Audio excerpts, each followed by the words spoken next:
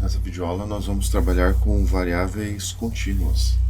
Nós vamos analisar aqui as idades de crianças. Deixa eu ver aqui se eu tenho o material da aula aqui de estatística. Deixa eu ver aqui. Então aqui você tem as idades de 120 meninos.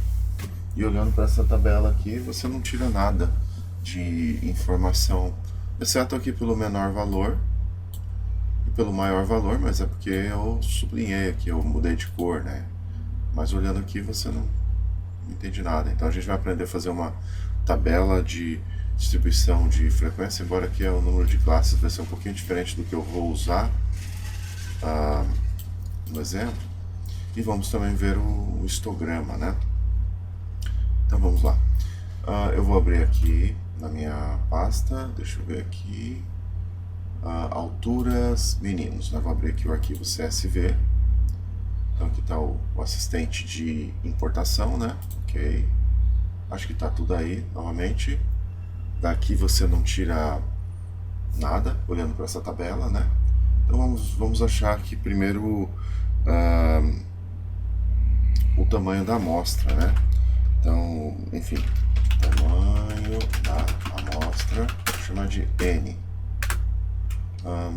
E repare o seguinte, deixa eu até dar um zoom maior aqui. Aparentemente nenhum desses valores se repetem, né? Não é tipo variável discreta, né? Os valores contínuos aqui, eles variam de uma forma muito ampla, assim, dentro dos limites do possível, não tem valores repetidos aqui. Então nós vamos ter que organizar esses valores em classes e vai ser necessário fazer a contagem. Mas primeiro vamos ver o tamanho da amostra aqui. Então acho que o comando é conte num, e eu vou selecionar aqui e tenho 120 valores. Bom, eu preciso determinar aqui o número de classes. Número de classes. Embora eu tenha usado aqui nessa aula 10 classes, eu acho que foi 10, né? 1, 2, 3, 4, 5, 6, 7, 8, 9, 10. Aqui a gente vai usar uma formuleta que é a chamada fórmula de Sturges. Então aqui, deixa eu até dar colocar aqui a fórmula, né? Então esta fórmula vai ser 1 mais 3,3 logaritmo do número de elementos amostrais, aí, do tamanho da amostra, né? Então ela tende a formar uma tabela mais simétrica. Então a fórmula é 1 mais 3,3, que multiplica pelo logaritmo do tamanho da amostra. Tá aqui. Deu 7,86, né? Só que o número de classes é um número inteiro. Eu poderia arredondar aí manualmente para 8, né? Mas só para você conhecer uma função, ó, tá vendo aqui? Eu vou dar um Ctrl X aqui e vou chamar a função de arredondamento. Então, arredondamento. Coloquei a função aqui para calcular o número de classes. E tem um segundo argumento que é o número... enfim, o número de casas decimais. Eu posso pôr, por exemplo, uma casa decimal, mas não é o caso. Vou digitar aqui, vou pôr 0, né? 0 casas decimais. Pronto, então nós teremos 8 classes. Precisamos saber aqui o valor mínimo, tá bom? Ok. Valor mínimo, valor máximo. Nós vamos ter aqui a amplitude e a amplitude de classe. Vou chamar de... enfim, só amplitude de classe mesmo. Então, valor mínimo, né, como é que vai ser o valor mínimo? Então, vou pôr aqui igual. A função é mínimo, o acento. Eu enter aqui e seleciono tudo. Então, o valor mais baixo, 125,9, que a gente já viu. O valor máximo, então, igual, máximo, tem acento, né? Máximo o valor máximo, que a gente já viu também, está aqui. A amplitude é igual ao valor máximo menos o valor mínimo. Então selecionei aqui. A amplitude de classe, como prática aqui, a gente vai pegar, vai ser igual a amplitude total dividido por, vou abrir parênteses aqui, o número de classes menos 1, fecha parêntese, menos 1, fecha parêntese. Então a amplitude aqui de classe deu 5. Vamos montar aqui a estrutura da nossa tabelinha. Tabela de distribuição de frequências dos valores contínuos. Valores contínuos. Então eu vou aqui pegar desde aqui e vou mesclar células. Acho que já está alinhado, né? Se eu quiser eu posso trabalhar um pouquinho aqui, enfim, as propriedades. Então vamos lá, aqui a gente vai criar agora as classes. Então, classes, né? Deixa eu centralizar aqui. Você vai ter o limite inferior da classe, o limite superior, enfim, um certo número de classes aí, que no caso são 8, né? Aqui eu vou inserir um caractere especial. Então vamos lá, inserir caracteres especiais. Você tem um monte de caracteres aqui, eu já estava usando isso aqui em outra tabela. Enfim, você tem aqui intervalo aberto, intervalo fechado, etc, etc, etc, né? Então, quem seria... Aqui você precisa do limite inferior da classe, né? O limite inferior da classe vai ser o valor mínimo menos, vou colocar aqui a amplitude de classe dividido por 2, fecha parêntese. E quem seria o valor máximo? O valor máximo, tem que pôr igual aqui. O valor máximo vai ser o valor mínimo mais a amplitude da classe. No caso da amplitude da classe aqui eu tenho que travar aqui nessa célula G20. Então eu aperto o F4, né? E feito o travamento. Acho que agora eu posso descer aqui 7 casinhas. 1, 2, 3, 4, 5, 6, 7. Então deu aí as 8 classes, né? Mas aqui não apareceram os limites superiores, né? Apenas esse 5 aqui, né? Como é que a gente resolve isso? Então aqui, o limite... Olha, veja o que significa esse símbolo aqui, aliás. Intervalo aberto, intervalo fechado. Então esses, os valores até 128,4 vão para a primeira classe.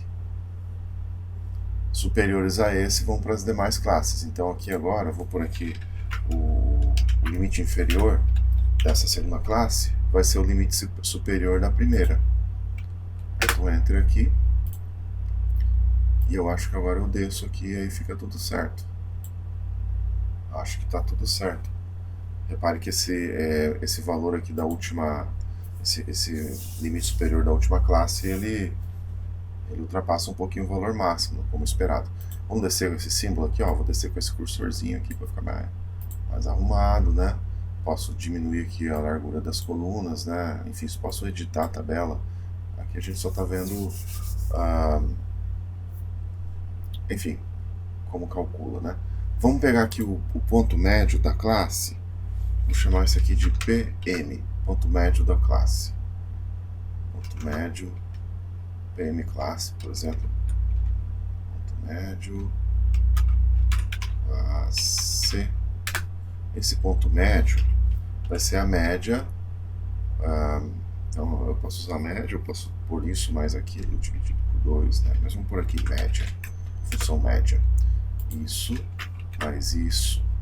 Então, enfim, tá aqui aliás, fiz besteira aqui. Igual, média, vamos ver aqui, número, ponto e vírgula, isso. Agora sim. Repare que o ponto médio da primeira classe corresponde aqui ao mínimo do seu conjunto de dados. E o ponto médio da última classe corresponderá ao máximo do seu conjunto de dados. Olha aqui, ó. O que acabamos de ver, né? Vai ser importante esse ponto médio depois para fazer os gráficos, né? Agora precisamos calcular a frequência. Então, a frequência, o que quer dizer isso? Quantos meninos têm altura entre 123,4 até, incluindo 123, 128,4? Quantos alunos têm a altura superior a 128,4, incluindo aqui nesse intervalo 133,4? Quantos têm altura superior a 133,4 até incluindo 138,4 e assim por diante? Então a frequência absoluta vai ser igual. Você tem o comando frequência, seleciona os dados aqui, ponto e vírgula, e aqui eu vou pegar aqui o limite superior da classe, selecionar até a penúltima classe, para ele não criar uma classe a mais. Aí Ctrl Shift Enter, e aqui está. E o total é essa soma, tá igual, soma. Aqui. O que deu errado? Porque o tamanho da amostra é 120. Sim, se olhar aqui, ó, tá um pouco deslocado aqui, ó, a seleção estava errada. Então vamos lá, vamos de novo, vou deletar aqui só para você entender. Eu não tinha selecionado a coluna A. Então isso aqui igual frequência, seleciono desde a coluna A, tudinho, ponto e vírgula, limite superior de classe, Ctrl Shift Enter, e aqui está. Frequência absoluta. Posso pôr aqui agora a frequência relativa, que corresponde então igual a frequência dividido pelo total, né, que é o tamanho da amostra. Vou travar aqui e vou puxar aqui. Posso diminuir o número de casas decimais, como aqui. O que aconteceu? Deixa eu dar uma aumentada aqui nessa coluna, que coisa, hein? Deixa eu pôr aqui mais casas decimais. Virou uma bagunça aqui. Bom, vamos de novo. Então, melhor eu deletar tudo isso aqui para tentar entender o que aconteceu. Deixa eu puxar para cá. Então a frequência relativa é igual ao valor dividido pelo número de vezes que aparecem alunos nessa faixa de altura, dividido pelo total de alunos, fixo aqui. Sim, acho que eu... Então agora sim, tá aqui a fórmula, tá correta. Vou descer aqui, tentar aumentar aqui para ver o número de casas decimais. Aqui tá, tem um monte de casa decimal, né? Então apertando aqui esse X, vai eliminar as casas decimais aqui, né? As 2 ou 3 tá bom. Provavelmente aqui tá bom. E obviamente a soma dessas frequências relativas é igual, soma, tem que ser 1, né? Aqui está. Eu posso ter aqui a frequência acumulada, frequência absoluta acumulada, né? Então aqui vai ser igual. Quantos alunos estão na primeira classe? Depois aqui, igual. Quantos alunos estão na primeira e na segunda classe? Então isto mais... Cadê aqui? Isso. Acho que é isso aqui, né? E aí eu vou descendo e o total, o final que tem que bater no 120. E aqui eu posso ter a frequência relativa acumulada, que vai ser igual. Isso, no primeiro aqui. E depois igual, vai ser a frequência relativa acumulada aqui da primeira classe, mais a frequência aqui. Descendo aqui o cursor, o total aqui de frequência relativa acumulada tem que ser 1, né? Diminuir o número de casas. Agora sim. Vamos centralizar isso aqui para ficar mais bonito. Centralizo. Eu posso até fazer um histograma, se quiser, um gráfico de ogiva, né, das frequências acumuladas. Mas isso vai ficar para a próxima aula.